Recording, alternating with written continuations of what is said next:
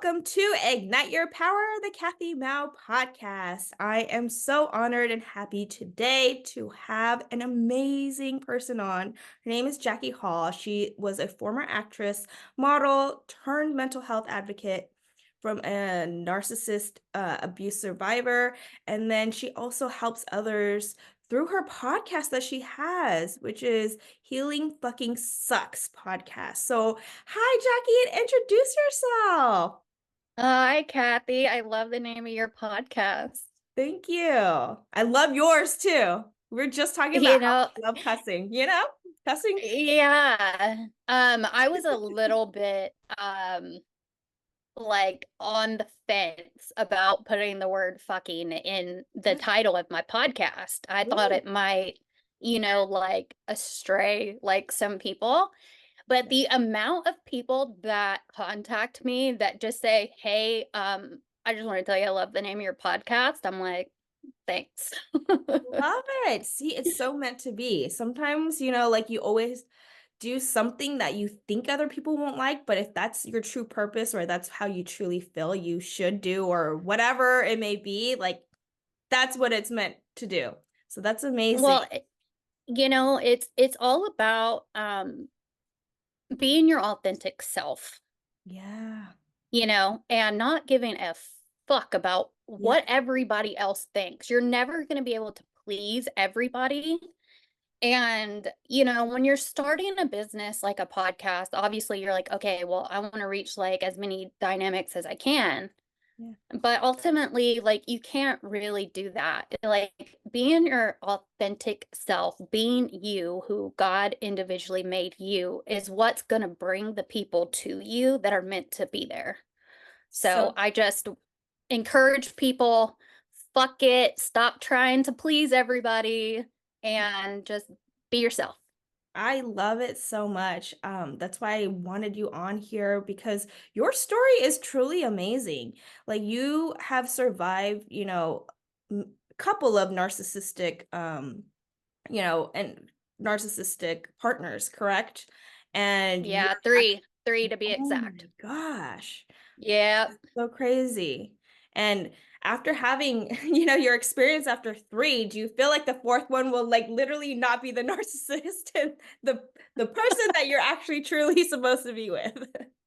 I can smell a narcissist from like a mile away now. And it's not even about, narcissist anymore. It's about toxic traits in general for me. I did stupidly try to get on a dating app, which I'm not very seasoned in at all. I've kind of always been against them. I feel like they're so like unauthentic. I feel like it's like going to a grocery store and you're just picking shit off the shelf, because you're picking someone based off of their photo and something stupid they wrote in their bio. And I don't know, that just doesn't work for me. If it's worked for you, I'm not judging like at all, but it is just not my jam. Yeah. And, I don't have a problem meeting men, like, and I don't have a problem having men want to date me, like, Yeah. at all. And I'm not saying that because I'm like this beautiful woman or whatever. Like, no, it's not hard for women to get a guy. Like, it's just not It's any true. woman. Um, but quickly those men just they throw themselves in the trash because of certain things that they say. Like, I'm so seasoned now in toxicity because I grew up in it. My mother had major narcissistic traits when I grew up. That's how come I kept going to narcissist. So that's a whole life journey itself. Now she doesn't anymore, but she did majorly. And yeah, it just one little toxic trait you like and you're done. I don't have time for it anymore. So, God will place the right person in my lap when it's supposed to be there, and I am not chasing it. That's for sure. I love that. So I feel like right now, after coming out of the relationships, you're just focusing on yourself, right? Doing a lot of self-love, self-care practices, and just focusing on yourself in your own life. Yeah. Yeah, definitely after 3 narcissistic relationships. Now, these men that I dated were full-blown narcissists. If they were to go to a psychiatrist and they're giving the list that would, so like there's a list, I forget the name of it, it's called like the DM 7 or 8 or something like that. Anyways, they have to check off, I think it's like 5 or 6 of these boxes on the list in order for them to be labeled and diagnosed with NPD, which is narcissistic personality disorder. Um, Unfortunately, most narcissists don't go, I think I'm a narcissist. Yeah. So you don't see many narcissists in therapy because narcissism is such this narcissists are so good at lying, they can fool the best therapist in the world. That Right. therapist doesn't know them outside of therapy, so they can come in and just bullshit their way through. They can make the therapist think that their partner is the issue. Like they're so good at lying. So until they become self-aware, like they're fucking hopeless. Yeah. So how do you detect if they're a narcissist? Because you've been with so many and you grew up with that. Like, me, I don't know if I'm dealing with a narcissist or not. So if you can give us like just some tools or pinpointing like, signs that they could be a narcissist. So there's a lot of different kinds of narcissists. So Okay. there's not just You one. know that. So yeah, so the top 3 like most common ones that you will see people talking about online are the overt, the covert, and the malignant. So the covert narcissist is going to be the one that, well, let's get to the covert one last. The overt one is going to be the one that like um is really abusive, like out in public, or is like had like this like grandiose, like needs brand new cars, needs everybody to like, oh, look at me type of thing. Okay. Um, the covert is what I really have attracted in my life. They are more about manipulation. They are your pastors. They are people in your community that are like the director over a homeless shelter. My ex was a youth pastor. What? Yeah. Yeah. So a lot of times victims of covert narcissists are not believed because they've been so good at fooling everyone outside of their home. Yeah. So, yeah. Oh. Oh my gosh. But Thank don't worry. I blasted the fuck out of my ex you. Nice. all What did you over do? social media. Like, okay, so guys, if you have a narcissist that won't leave you alone, just expose the motherfucker. Expose them. Okay. They will go away really fast because they don't want people finding stuff out about them. That's Mm. their number one thing. Number one, they're all pathological liars. The 3 narcissists that I dated, they were fake people. I really don't like, I know who they are now, but they were all living double, triple lives. Whoa. My the last one that I was with, like they've all had other girlfriends other than me, but the last one that I was with, the youth pastor, full blown still fucking married. No Had no idea. fucking way. Yep, it was during COVID. So he started coming over to my house and just kind of never left. Told me that him and his wife were separated, that she lived with her sister, until about 7 months down the road when I decided to go through his phone when he was asleep. And no, she full blown still lived at home. Oh my gosh. And she didn't even Yeah. know about your guys' relationship either? I don't know what, well, I did see that he was lying to her. So he works for, and this is how you blast someone, people. He works for this company called Covenant House, California, who homes homeless youth. Yeah. Okay. And he was telling her that he was on suicide watch and he was staying the night at work, Oh, or that he was at a friend's house, but he was with me the oh whole my time. gosh. Wow. And then cut to, I'm almost to the year mark. Cut to May 28th, 2023. I went to his house. He was an alcoholic. He likes to hide that from people as well. Actually, all three of mine that I dated, it's pretty prevalent with narcissists to have some kind of addiction problem as well. So two of them that I dated, the one I dated when I was 25 and the last one that I dated, both had major like alcohol issues. Wow. So but yeah, That's so when everything blew up on that day, he had been on a drinking binge. I had noticed that when he was around me, that he was like constantly changing the passcode on his phone. yeah. So I knew something was up. I knew, and he knew that I was like really smart. I could figure him out, and he hated it. Yeah. And sure enough, he just forgot to change the passcode on his phone that night, and opened up the floodgates to hell when I opened his phone. And He then was oh, sorry. I so was him. yeah. No, you're good. So him and his oh, my foot's going to sleep. Him and his ex-wife, at this time, because she did end up leaving him, after the 7 months. She just woke up one day. She has an autistic daughter that was 19 at the time. She's older now. I was with this guy for 3 years. And she was just packing her car. Her kids, they were the type of family that hid all their problems, everything from their children. They brought them up in the church. Like I said, he was a youth pastor. Yeah. And he worked for his wife's family because his wife's family are pastors at a big church in LA. So, Man. all they knew was like this church life, and they quickly found out really fast that their life was actually nothing like they had been told that it was. And they woke up one day to their mother packing her vehicle, and she just said, "I'm leaving your father, and you can't come with me." And now she was 19, her brother was, I think, 21, something like that. But they had never been without her, and she just dipped. Oh my gosh.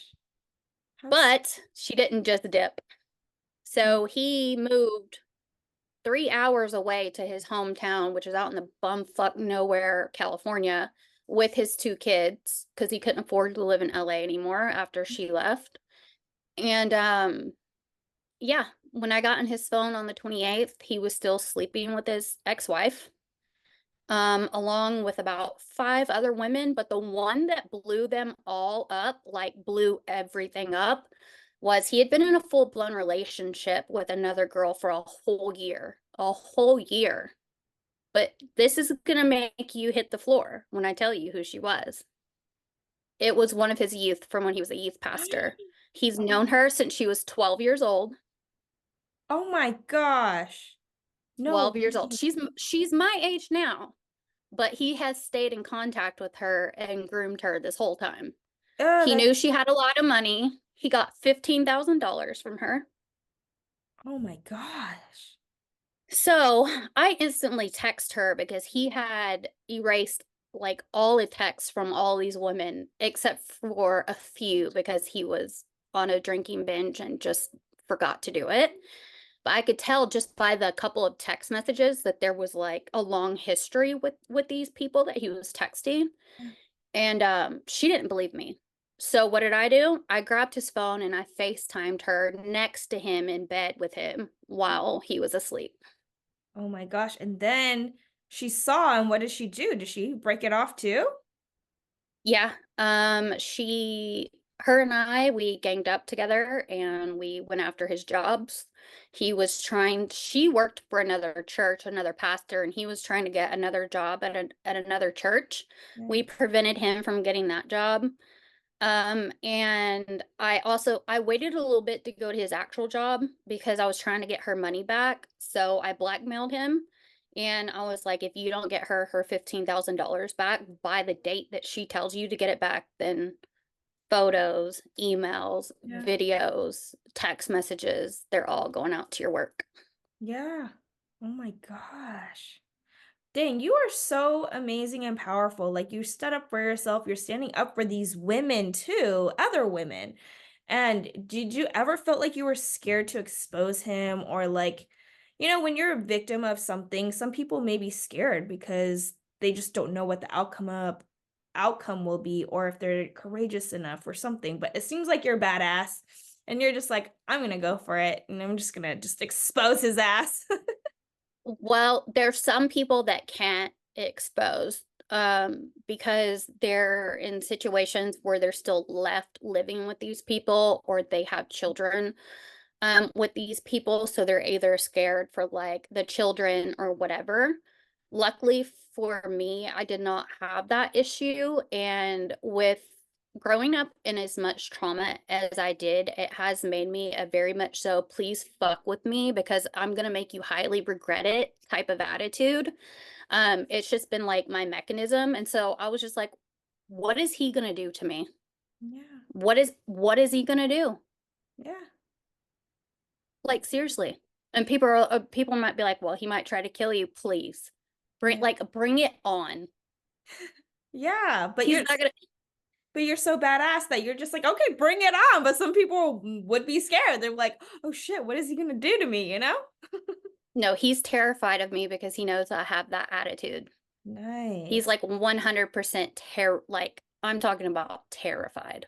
I contacted his whole family, his mom, his dad, his sister, his brother-in-law, his kids, his ex-wife, I think is a narcissist too. And she was in on all of it. She knew about me the whole time. What? She was brainwashing her kids like not to talk to me. So I was doing all this stuff for his daughter. Like I had a professional makeup girl that I know that does professional makeup on movies in LA do her makeup for prom. And her mom wouldn't even let her give me credit for it on social media. She made her block me from social media. I wasn't allowed to go take pictures with her at the prom. And her mom took full credit for everything when her mom did nothing. Like, I took her dress shopping, I got her makeup done, I did everything. Her mom showed up with a pair of heels and earrings and took full fucking credit for everything. Oh my gosh. That's so terrible. Oh my Yeah. gosh. I'm sorry you had to deal with that, but it made you stronger and now you know, like definitely. Wow, thank you for sharing your story. But I kind of want to dive a little deeper into when you were younger too, because you said you had to deal with your mom who was a narcissist, but now she's not anymore. Mm-hmm. So it's like something that I want people to really know that if you are a narcissist, how did you even overcome that? And you living with a narcissist, like how is that like? So there's a difference between people having narcissistic traits and tendencies than actually having MPD. Okay. Mhm. Okay. So we all of us can have narcissistic traits to an extent, but that doesn't make us, a full-blown narcissist. Okay. Yeah. Um, so she just had some of the traits. She grew up in a very abusive household. Mm. And what happens, so this is what I want people to understand is narcissism is not something that someone wakes up one day and they go, I want to be a narcissist. Yeah. As much as we would like to think of it that way so that we could attack narcissism that way, um, it's not it's not the case at all. So narcissism happens in childhood trauma. Oh. So it's where the brain like dissociates with trauma that happened to them. So let's say like they had sexual abuse trauma or there could have been, manipulation or maybe their parents were narcissists themselves. Um Narcissism is not something that someone chooses to be. Now, I do have to say that once you're a certain age, you are responsible for that. You're responsible for it because narcissists aren't stupid, and it is your job to become self-aware and say, am I toxic? Do I lie all the time? Um, am I manipulative? Like, am I? Like, as an adult, that's yours to carry. And from that point on, if you don't do that, if you choose to not become self-aware and if you choose to keep abusing people, then that's on you. But Mm. yeah, narcissism at its core is not a choice. Okay, that makes sense. That totally makes sense. I'm sure I know people around me who, aren't even noticing that they are narcissists. But it does, like what you said, it takes awareness. And I feel like you even being an advocate talking about narcissism and then pinpointing it, because I've been hearing a lot about, oh, you're a narcissist, that, this, right? But then what truly Yeah. makes a person a narcissist? Do you really understand? Are you a self-aware? Are you a narcissist yourself? Like there's all these questions that we should be asking. So self-awareness is beautiful. Like I totally agree with that. And even if you Yeah, have I to think it's important to yeah, constantly ask yourself, am I being a good person? You yeah, know, yeah. like, am I picking up on any of these traits? I mean, there's no doubt probably whenever I was younger, I was super manipulative. Oh, I wow. picked that trait up. Yeah. Like, I learned how to manipulate at a very young age because I grew up with it. I saw it. Like, it's a learned behavior. But Mm. I'm not like that anymore. But yeah. So what did you do to change that? Was it through awareness and like noticing that you were being manipulative and then you're like, "Oh, I don't like that." And then you change that part, that part of you? I was only really manipulative, like, towards people that like my family or, Mhm. my mom. But when I was in relationships with people or friendships, like, I never really wanted to hurt people that I loved. So, yeah, I mean, I'm not saying that there wasn't a tad bit of manipulation there. It takes a while to get rid of all of it because it's such an ingrained, like, learned behavior.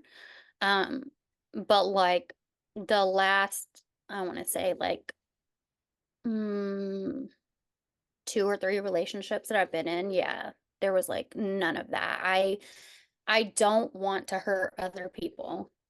Yeah. So, And that's how you are definitely not a narcissist, because you don't want to hurt other people. You care about other people. Even if you're asking the question of like, oh my gosh, how am I being? Am I like helping, and you're an advocate for others. So you definitely are not a narcissist. That's for sure. And I know you know that. But actually, there are people out there that it's crazy. It's like the serial killer that starts really? Oh a my gosh. podcast like hunting down a serial killer. Yeah, and like narcissists do the same thing. Trust me. There a lot of people say they're really like not that smart. I beg to differ. They're really smart. Some No. of them are really smart in certain ways. Yeah. Mm, that's so crazy. I never even noticed how, like, do you think there's a lot of narcissists in our society right now? Or like we definitely know, like, there's at least one narcissist in our life, or like friends or family?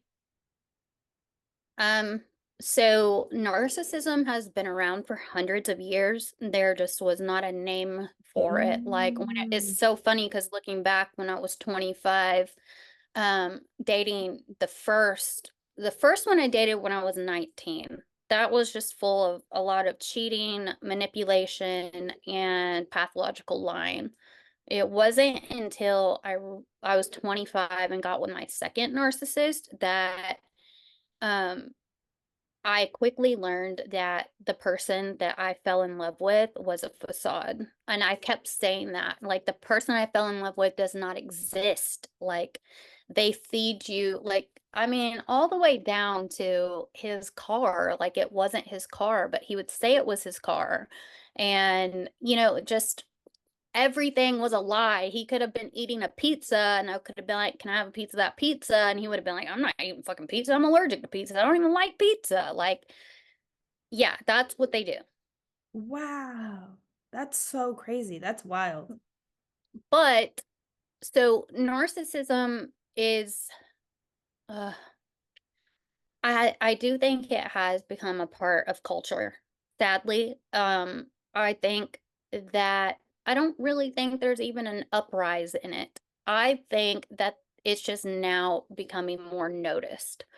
And Mm, yeah, you do hear online right now, narcissist this, yeah. narcissist that. And people like to really throw that word around because they're just not fully educated on it and it's a buzzword. Yeah, But exactly. not everybody is a narcissist. And like I said, some people can have narcissistic tendencies. I mean, like on my podcast, I had a self-aware diagnosed narcissist on my podcast. Wow. Yeah. So, he has been in therapy for 3 years, like, he had, like, 5 full-blown affairs on his wife. Now he helps people heal from narcissism. He goes to therapy, him and his wife all the time. He's learned, like, how to navigate. He does not feel empathy, so, like, he still can't feel it. He knows what it is through what people are telling, like, his Mm, therapist tells him that it is, and gives him, tools to try to at least be more empathetic, but he can't feel it because that's what happens to narcissists when they're younger and they experience that trauma. Their empathy is just it's cut off. It's your brain cuts it off because it is a protection mechanism mhm. from being in traumatic, stuff whenever you're a kid. So So yeah. is that one way to detect if someone is a narcissist, if like they can't feel empathy for another person, or, like have that emotional aspect? Because I know so many empathetic people actually, because I'm an empath. I'm sure you're an empath too. I just could not be Yeah. an empath. So I wouldn't understand or know how not to feel what other people are feeling, if that makes sense. Well, this is the thing, because like I said, they can be your youth pastors, they can That's be so whatever. So these wild. people come across as being very empathetic Mhm. people. It's not until you get to know them, like my ex would cry on a dime. I mean, like boom. And anybody with their goggles on who aren't educated in narcissism would be like, there's no way he's a narcissist, like he's crying, like he feels for this person. No, they were fucking crocodile tears, like. Mhm. And you know why? Because of how he treated me and others. Like, I never heard him say a good thing about his mom. The I like he would The shit he would say about his own children, like, I don't even wanna say it out loud because if they were to ever get a hold of this podcast, Yeah, I don't wanna, like, I'm not going to fuck up their life. So, yeah. they've already been manipulated enough. They've been manipulated to think that I'm the bad person already, so whatever. Um, but he never had anything positive to say about anyone. Like, even his best friend from childhood, like, they all talk shit about everyone, and then you can always tell someone's motives by how they actually treat you. It has not a f I do not listen to a fucking thing anybody says anymore. I don't believe anything that anybody says until it aligns with your actions. Yeah. So true. Oh, that's a really good point. Because you can say as much as you want, but taking that action really and go aligning with what you're saying is so important. That is totally, and I feel like you have to learn to follow your intuition too. Like, this person's not making me feel right. Like you'll start getting to know that person, and you'll be like, I thought he would be this way. And then following your intuition, do you feel like you had to tap into that side of you to figure out that he was a narcissist?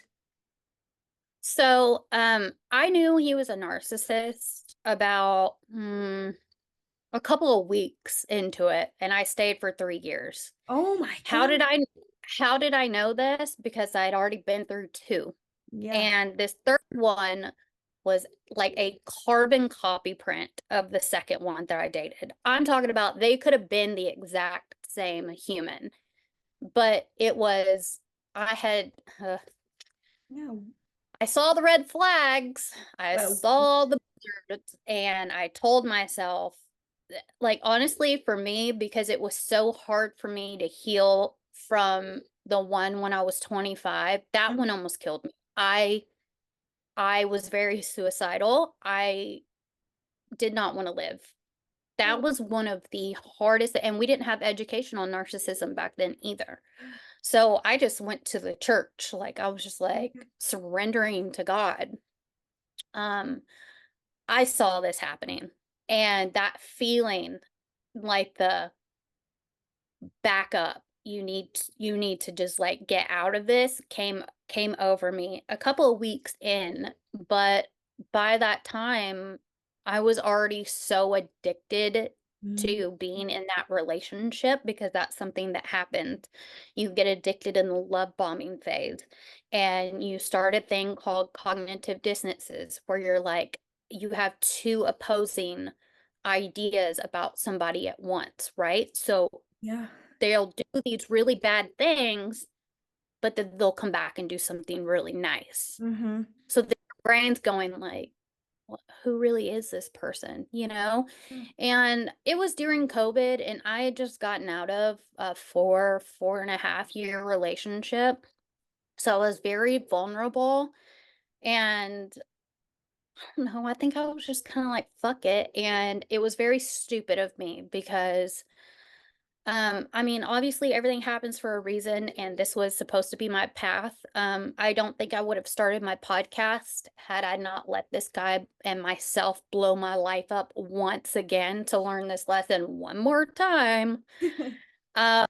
So at the end of the day, I have to be grateful for it, but never again. I will go outside and eat a pile of shit, film it, and put it on the internet before I ever allow myself to be with a narcissist ever again, y'all. It is, if you've never, like, if you think a normal breakup is bad, like normal breakups with someone healthy, like Yeah.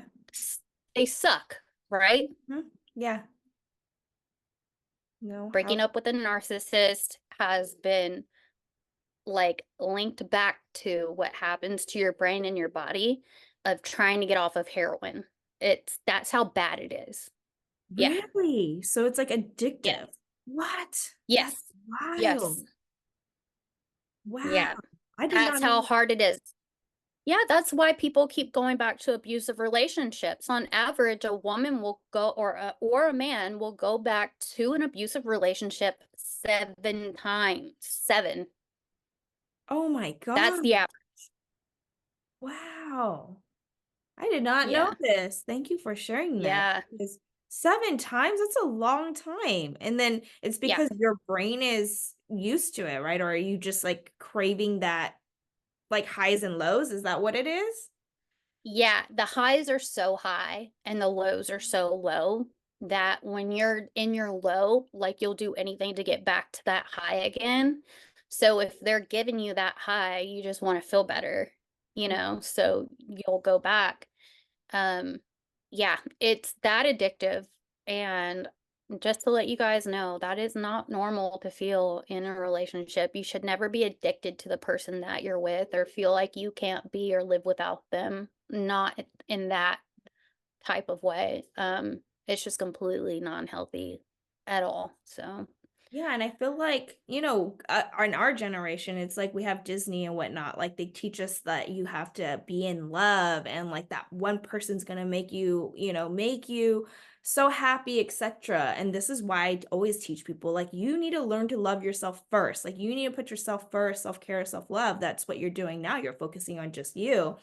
And this is how you became such a badass bitch. So I love it. I love it so much. No, some honestly, people call it crazy. I'm just like, just yeah, because I'm so much just like, fuck it. I don't care. Fuck it. love Like, it. I don't care anymore. I Bad. lived my life for so long trying to please other people and be a Yes. people pleaser and do all this stuff. And I simply do not care. If I rub you the wrong way for what I'm doing, then that just means that we don't align, and don't watch my stuff. I don't. I don't I care. love it. Dude, I feel like you finally are now what I call living a bliss off life, where you're focusing on yourself, you're empowering yourself, you're loving your life now, and I love how you're the full example of taking your power back. And I just want to, and I teach people this to literally empower themselves that if you love yourself so much, you can do anything. You can overcome anything. Look at you. You've overcome 3 freaking abuses. Like that's freaking crazy. And you said people will get addicted up to 7, like around 7. Like, dude, you're going to break that chain and just, That's for one relationship. oh my God, that's what in one relationship? That's Whoa. one relationship. That's going back to the same abuser Shit. 7 times. Oh my gosh. But look at you. And mind you, you've been with all of them for quite a while, right? Your last one was 3, that's what you said. And then I remember you saying your second one was 4 to 5 years? So my first one was for roughly 2 years. That's when I was 19. And then when I was 25, that one was for like 2.5 years. And then the last one was for I've been in relationships ever since I was 14 years old, and I have not stopped. This is the longest I have been single my entire life. Yeah, and how long has that been? Almost a year, right? That's what you said. Almost a year? Mm-hmm. Yep. Yeah. And how has Yep. it been just like not being in a relationship? Because I want people to know that, you can do it. It's different, right? It's different not having somebody, but you don't really have to have somebody. You don't. My problem is that I really love having companionship. Mhm. And so that's been like the hardest part for me. Not having companionship, which I have my 2 dogs, that's fine. But I mean, there's only so many conversations I can have with them in a day. um, no, everybody says like, you have to love yourself before you can love with someone else and like all this stuff. And it's like that's great and all, but how the fuck do we do that? Yeah. Like, how do you do that? Everybody keeps saying it, like, and then everybody's like, you need to be single for like X amount of time before you have like a healthy relationship, which I've seen that not be true for some people. And some people I have seen it be true for. I think it, can be different for everyone. I knew for me that I had not fully healed when Mhm. I got out of that last narcissistic relationship, and I had I call it the point of no return moment, where I woke up, I was suicidal, my mental health was worse than it had ever been. I had gained 50 pounds.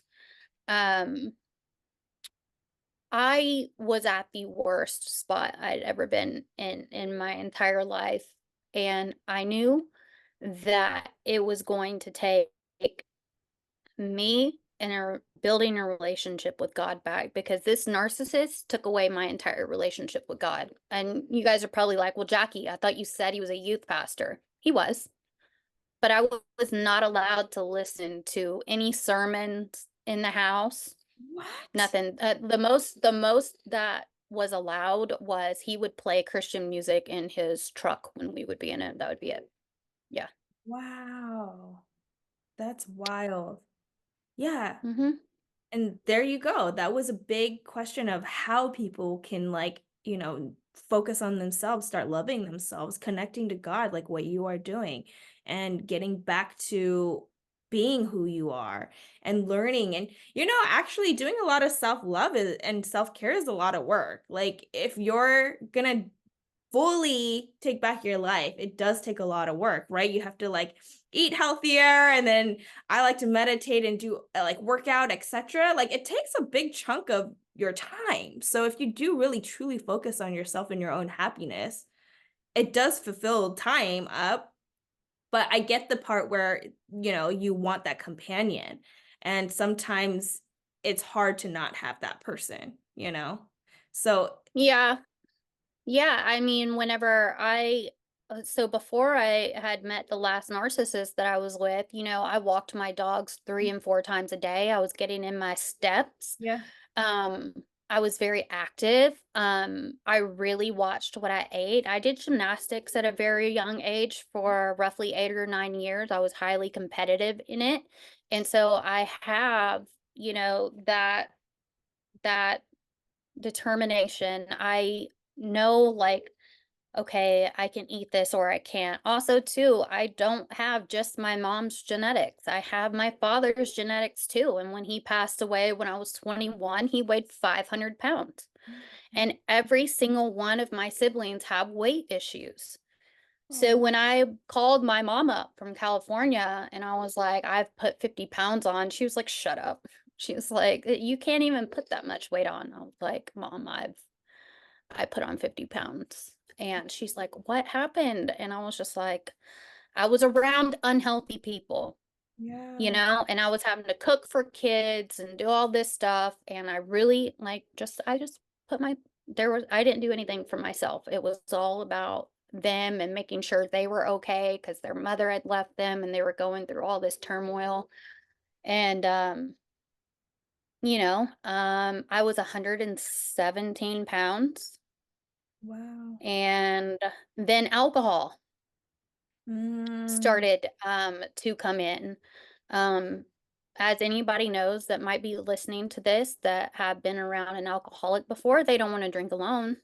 yeah, that is, So I started drinking alcohol, and I come from addicts on both sides of my family. So I've never been addicted to alcohol, never had a problem with alcohol addiction, thank God, because my dad's whole side of the family did. But I do have this problem where I build a tolerance like really, really fast. So I went from drinking like seltzers to like a big bottle this big of like Fireball a night. oh my And God. just one shot of Fireball is like 180 calories. Yeah. Yeah. And I was so oblivious to everything that was going on. I didn't even notice I was gaining the weight. Like honestly too, and like nobody said it to me. It was almost like we all woke up one day and they were like, "You've gained weight." And I was like, "I have. Like where did this come from?" Yeah. Yeah, it was weird. I've so since all of that happened, I have dropped almost 20 pounds. So Amazing. Congrats. It looks yeah, it has not been hard, y'all. The weight, it goes on a lot faster than it comes off. yeah. It's true. It's true. But now you have so much time to like love yourself, work on yourself, getting back to, your mental health, which is suffering for so long. So I'm just so proud of you. Literally, thank you for sharing your story with us today, being so in depth and open and honest and sharing about how you went through it and even telling us how we can like look out for narcissists because honestly, like what you said, it's kind of like a word that's thrown out now. Like everybody always says narcissist, but do we really know? And so thank you for educating us today and being this amazing Yeah. survivor that you are. So There's thank a you. lot of people out there that, don't have platforms. And that's what my platform is for, to bring on people that, I have people coming on this I'm now in season 2. Don't know how I got here, but we're Yay! here and I'm just like, whoa, Woo-woo! this is happening. Right? Love you. Love it. I have people coming on that have, you know, really struggled with sexual assault trauma. They have documentaries on Peacock and Netflix. One of them, maybe if you're like a true crime junkie, is called Abducted in Plain Sight. So Jan, she will be coming on. And then I have a lady who owns a human trafficking organization in California who's actually a survivor herself coming on. So, if you have a story, a traumatic story that you want to share, you guys can reach out. I am always for the underdogs. I don't really give a fuck how many followers you have. Like, you could have 2 followers. If you have a good story, like, you're welcome on my podcast. Oh, love it. Thank you so much. And before we end, I just want, obviously, you're everywhere, but just to make it easier for people, if you can tell them where they can find you more. Yeah, so first off, you can just Google me, Jackey Hall, Jackey. My mother granted me with a different way of spelling my name, so that works out well with Google search. I believe on TikTok it's at healing, no, healing dot fucking dot sucks. Or if you just put in Jackey Hall, like as in one word, Jackhall or EYHALL, it'll pop up. And that's the same on Facebook and Instagram as well. Awesome. Thank you so much again. It was so fun to talk to you, and we'll definitely need to chat more and have you come back on and then share your amazing story. I feel Yeah, like we didn't even tap into like nearly anything that I wanted to, but still, this was so, so important. Like this one topic is, gonna change someone's life. So thank you for sharing that. yeah, I'll come back on and we'll talk more about like the energy healing and all of that. My podcast goes anywhere for like 2 hours. I'm a talker. You can't get me to shut up, so I apologize. But you're coming on my show, Yes. so Oh, yeah. So people stay tuned for that. I'm so yeah. excited. All right. Bye. Bye, Kathy.